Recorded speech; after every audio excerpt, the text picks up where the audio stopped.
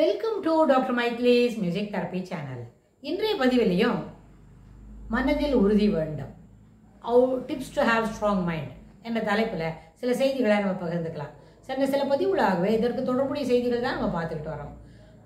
மனதில் உறுதி வேண்டும், எந்த வேலைகளை செய்வதற்கு, எதை போல வேலைகளை செய்வதற்கு, எந்த மாதிரி செயல்கள் நமக்கு திண்மையை கொடுக்கும், அதாவது மனசில் உறுதியை கொடுக்கும் அப்படின்றலாம் நம்ம பார்க்கலாம்.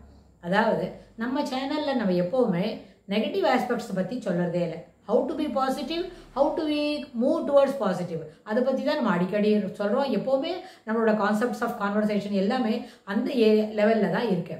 ஸோ இந்த பேசிக்ஸை இது அடிப்படையாக வச்சுக்கிட்டு மேலே நம்ம எதான பார்க்கணும் அப்படின்னா, மனதில் உறுதி என்பது செய்யக்கூடிய எல்லா செயல்களுக்கும் உறுதியான ஒரு எண்ண ஓட்டங்களை வளர்த்து கொள்ள வேண்டும். முதல்ல என்ன செய்யணும், என்ன வேலை செய்யணும்ன்றத ஒரு ரஃப் ஃபிகர், ஒரு சார்ட் அவுட் பண்ணிவிட்டு, அதாவது ஒரு மாதிரி இதை மாதிரி செய்யணும் அப்படின்னு ஐடியா பண்ணிவிட்டு, அந்த ஐடியாவுக்கு மேலே இதெல்லாம் எப்படி செய்யலாம், எப்படிலாம் எக்ஸிக்யூட் பண்ண முடியும், how to we can move further into this, எந்த டைரக்ஷனில் போனால் செய்யக்கூடிய செயல்கள் தடையில்லாமல் செயல்படும் அப்படின்லாம் பார்த்துட்டு, அதுக்கு தகுந்த மாதிரி அந்த வேலையில் போகிறோமா, கொஞ்சம் இதான தடை இருக்குமா அப்படின்னு சொன்னால், a work well prepared, well done, well started, well commenced அப்படின்னு நம்ம சொல்ல முடியும். ஒரு சிறப்பான பிளான் எல்லாம் போட்டு அந்த பிளானு துளி கூட மாறாமல் ஒரு வேலையை நம்ம துவங்கிட்டோம் அப்படின்னு சொன்னால், அதுவே என்ன ஆச்சு, 40%லேருந்து 50% வேலையை முடிச்சு கொடுக்கறதுக்கு துணை புரியும்.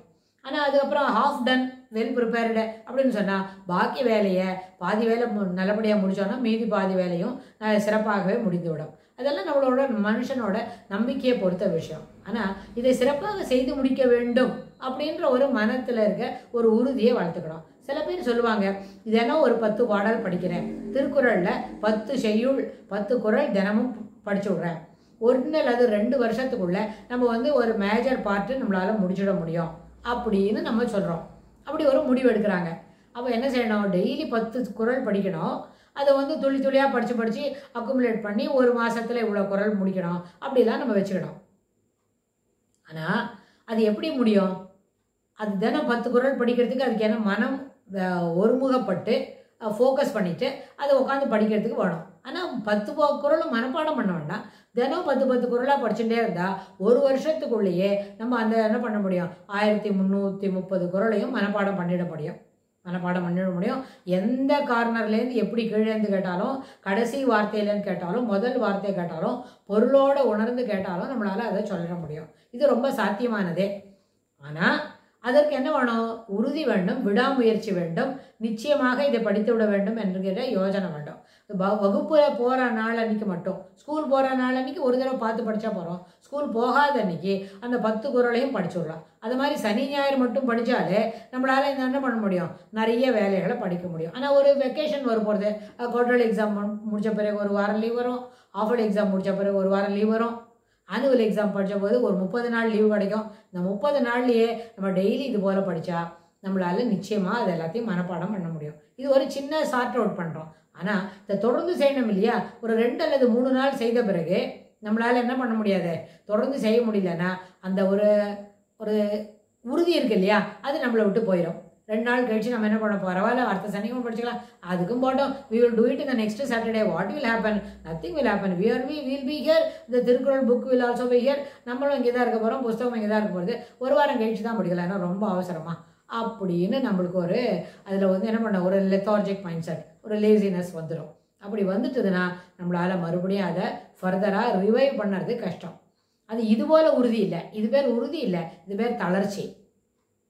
என்னது தளர்ச்சி. அதனால் மனதில் உறுதி வேண்டும் என்று சொன்னால், ஒரு வேலையை செய்யறதுக்கு துவங்குறோம் அப்படின்னு சொன்னால், அந்த துவங்கின வேலையை தொடர்ந்து அதனோட வேகம் குறையாமல் செய்து வந்தால் அந்த ஊக்கமுடைமையில் அது என்ன ஆகும், இந்த வேலைகளை நம்ம சிறப்பாக செய்து முடிக்க முடியும். அதில் நம்மளுக்கு at the end of the day இது எல்லாத்தையும் செய்து முடிச்சிட்டோம், 30 வேலை இருக்கு, டெய்லி ஒன்றா துளியாக முடிக்கிறோம் அப்படின்னா 30வது வேலையை செய்து முடிக்கச்சே நம்மளுக்கு என்ன கிடைக்கும், நிச்சயமாக we will be happy.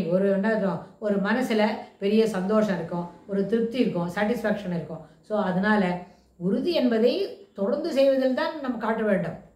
எந்த வேலை செய்கிறதா இருந்தாலும் தொடர்ந்து செய்து அதில் நம்மளோட முயற்சியை விடாது இருக்கணும் அப்படின்னு சொல்லி மேலும் மேலும் இதில் ஒரு ஊக்கத்தை வளர்த்துக்கணும் அப்படின்னு சொல்லி இந்த பதிவை நம்ம நிறைவு செய்கிறோம். இதுக்கு தொடர்புடைய செய்திகளை வரப்போகிற பகுதிகளிலும் பார்க்கலாம். தேங்க்ஸ் ஃபார் வாட்சிங்.